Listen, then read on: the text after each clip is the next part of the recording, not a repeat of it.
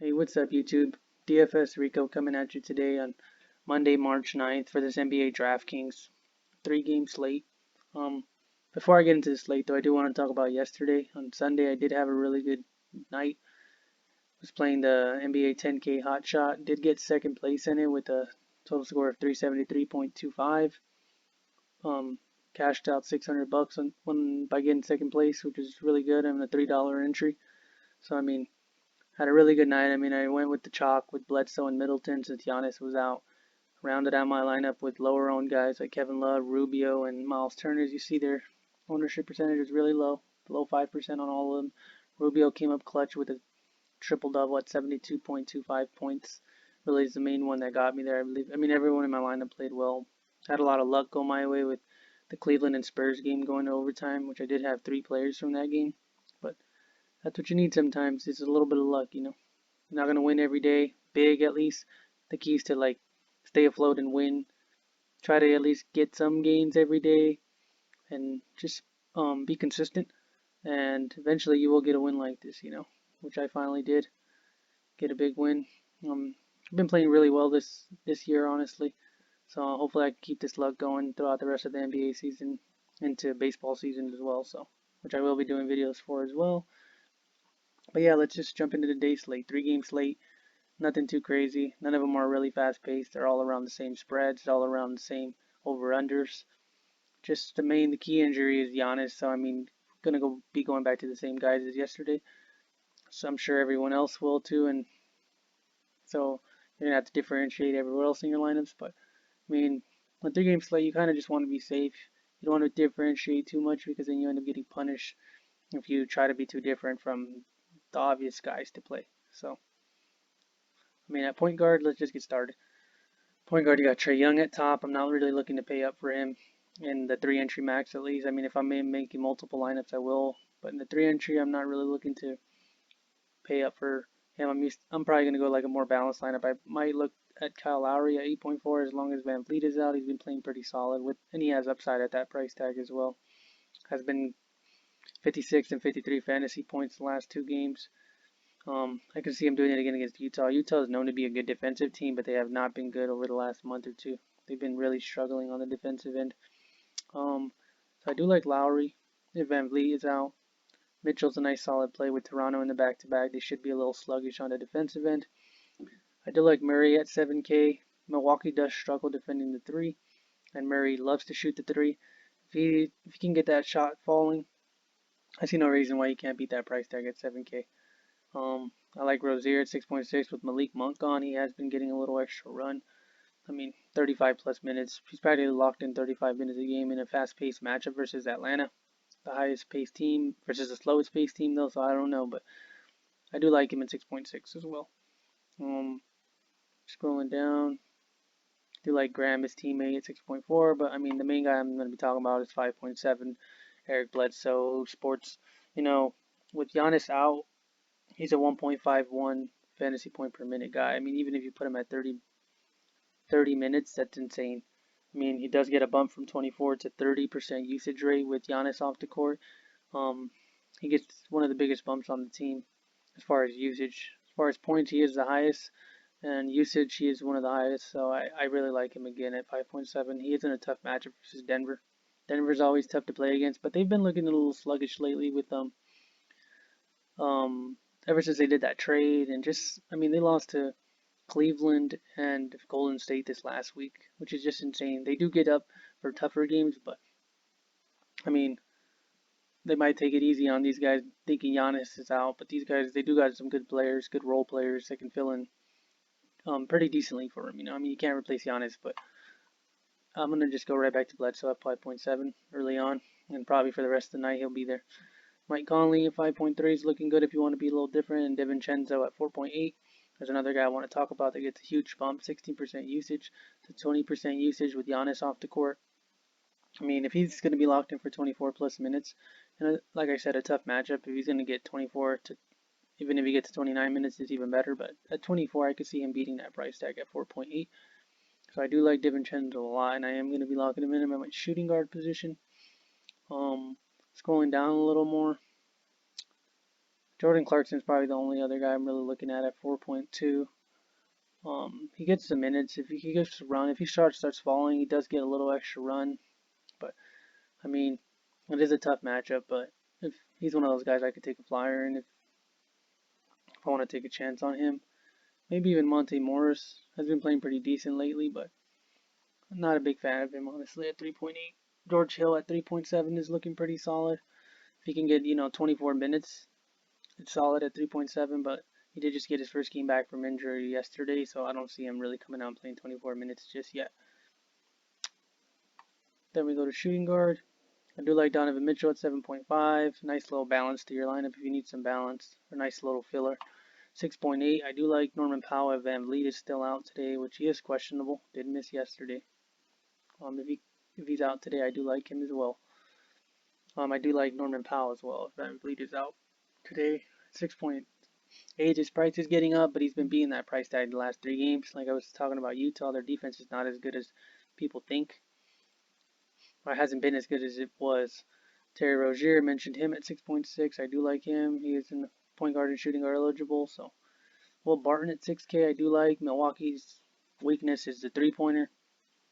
If Barton can go out there and make a couple threes, get hot, get his confidence going, he's going to play 34 plus minutes in what should be a competitive game.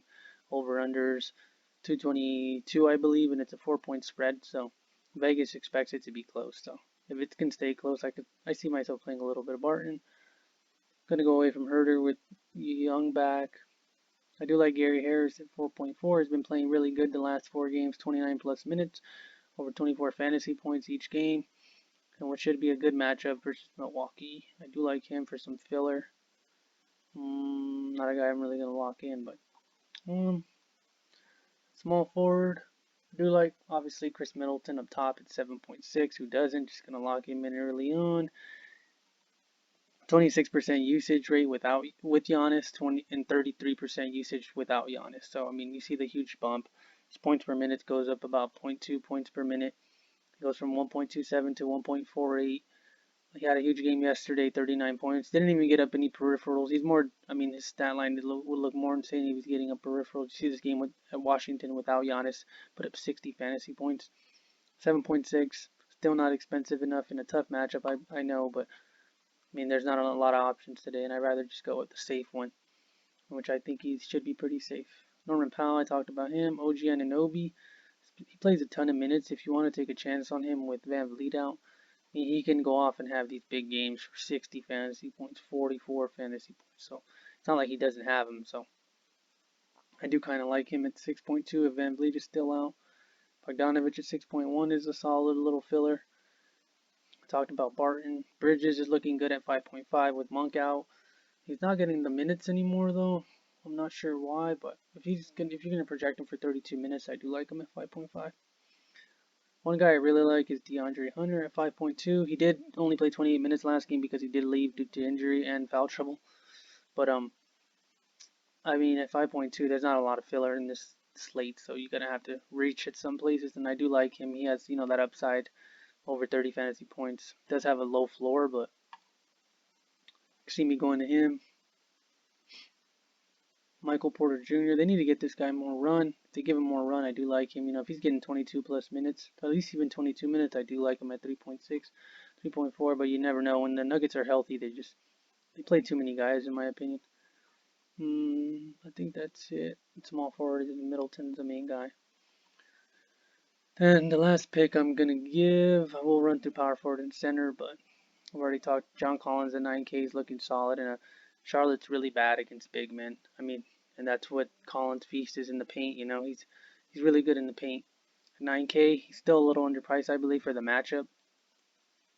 The pace is slow, I understand, but he's a beast. And honestly, against probably the worst lineup versus big men in Charlotte. I do like Collins a lot. Siakam at 8.7. I can see me paying up for him as a flyer or as a filler. He does get a huge bump with Van Vliet off. He gets the biggest bump on the team. He hasn't been playing it too well lately, but like you can see, he has 52 point upside, 65 point upside. And he just needs his shot to fall. His shot hasn't been falling lately, but he can fill up the stat sheet. I do like him at 8.7. OG Anunoby, I talked about him. Same with Bogdanovich, PJ Washington at 5.6. If he's going to get 34 plus minutes, I do like him at this price tag still.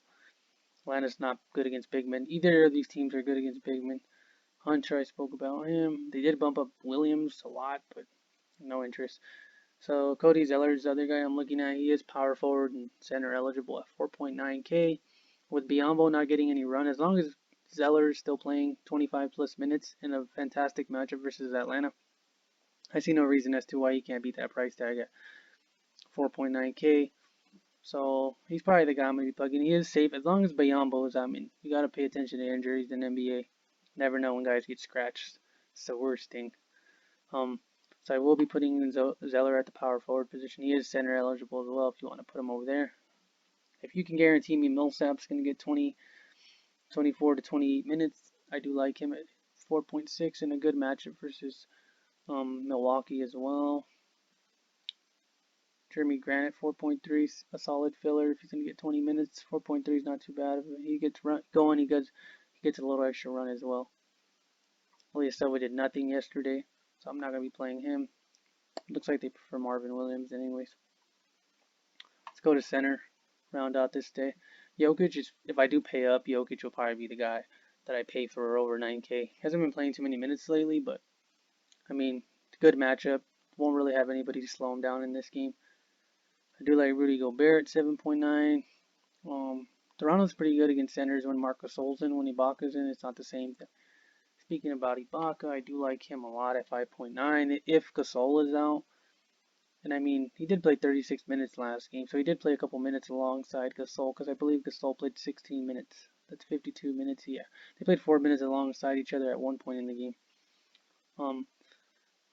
He's underpriced, especially if Gasol, which I think they're going to rest him in a back-to-back. I do like Ibaka if they do rest him.